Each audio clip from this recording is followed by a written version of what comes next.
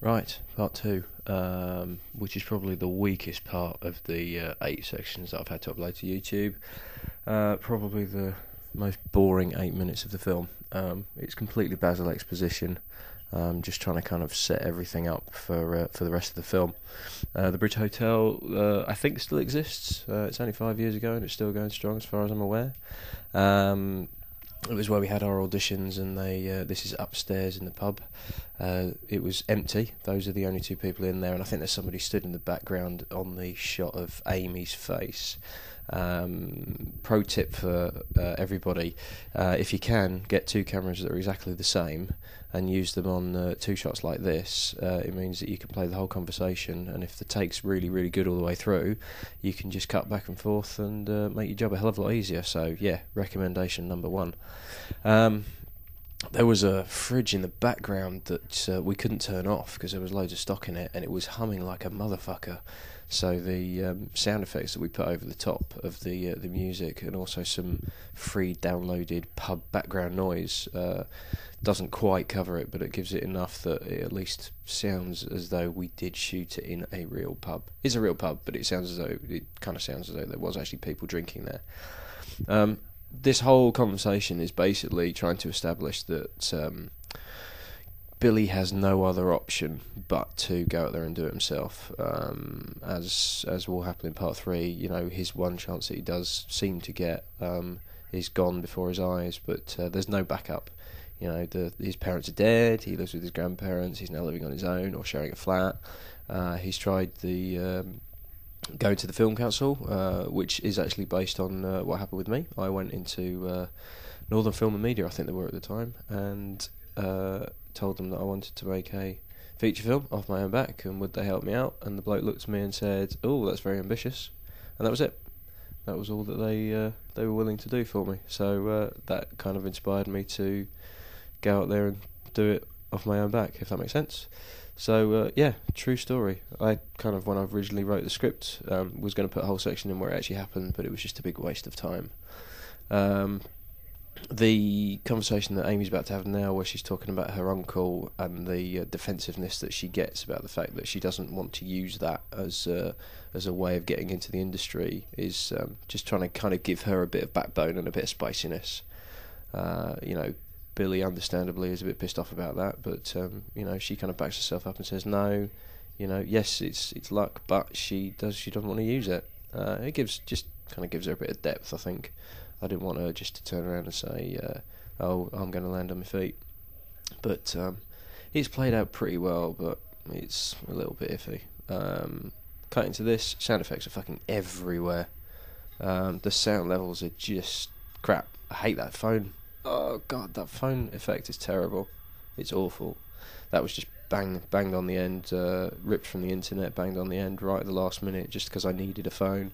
But the music's too loud. The game music, which is, probably shouldn't admit it's ripped directly from FIFA, because they'll probably get EA on me back wanting royalties, but there isn't any, so you can piss off. But yeah, this is I quite like Toby as Joe. He plays it pretty well. He does kind of look at the camera there. It's not obvious here, but Billy's supposed to be crying, believe it or not, and he's supposed to be upset because he's finished his script and he's really emotional. Which is why Amy says, you know, "Are you crying?" But he doesn't quite nail it. It's not quite obvious enough. And yeah, I probably should have got him to do it again and made it a bit more obvious, but we were rushed. You know, £2,000, people, 2 weeks, get a grip, deal with it. This is badly colour refreshed or colour affected or whatever to try and make it look a bit more realistic.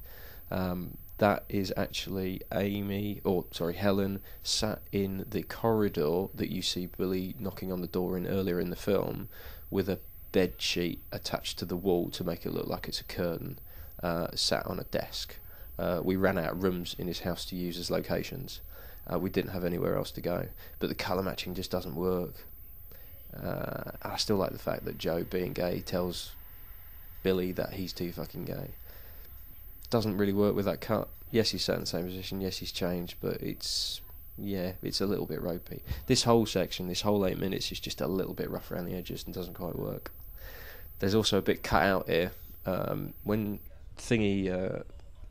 when Amy answers, she actually says, rather than the silence, yes, I do. I scream like a banshee. I also swallow when I give blowjobs, and I like being taken hard up my arse. And she did it. We used it. We were going to put it in the film, but it just didn't quite click. And Helen's quite well spoken, and it sounded not quite right. She's almost a little too posh to pull it off, but not even posh in a dirty way to pull it off. And I was getting a little bit embarrassed, and I thought, her parents possibly can see this, my parents are going to see this. It's taking it a bit too far. So I cut it, but the only way I could cut it was to have her just look at him in silence and get as much kind of shots of them looking at each other, to try and get away with it. I think I get away with it. I think it kind of works, but it might be worth putting the original lines back in. Those are all those folders. That might be the script of Time of Your Life that she's reading there. They were filled with various bits of paper. All the letters were kind of just stuff that we threw in folders. You can't tell, obviously, but that was why there was bits of highlighter pen on it, because it was actually her lines. We semi-cheated by giving her some of her lines on the bits of paper just to kind of help her out. Not that she was a bad actress or she was struggling, we just thought it would make it easier for her. But yeah, I think she says Jesus twice, and it kind of stands out a bit more. But he does alright on that bit. He does actually look quite upset. But they probably should have actually kissed rather than just go across and give a little hug. But it was early on in the shoot, and everything was a little bit awkward, and I didn't want to turn around and go, right, people, we need to get all your clothes off because we're doing a proper shagging scene. But I do like the callback to the squeaky bed. He gets his comeuppance, and I quite like that. Yeah, bollocks to you. Yeah, up yours, Joe. Ha ha ha ha. But yeah, when I'm looking at this, it's definitely the weakest section out of the 8 to 10 minute parts. It's a bit flat. The acting's alright, but it's in the same location pretty much, or it's that kind of yellowy, creamy wool that just dilutes everything out. The colour of the skin looks a bit weird. Nothing's really happening, they're all kind of sat there, they're having a chat, all of this lot, and it's just a little bit kind of nah.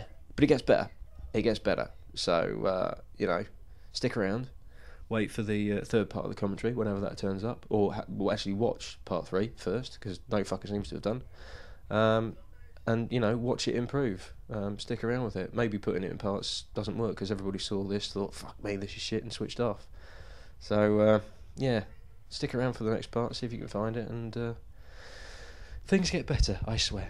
Alright, see you in the next one.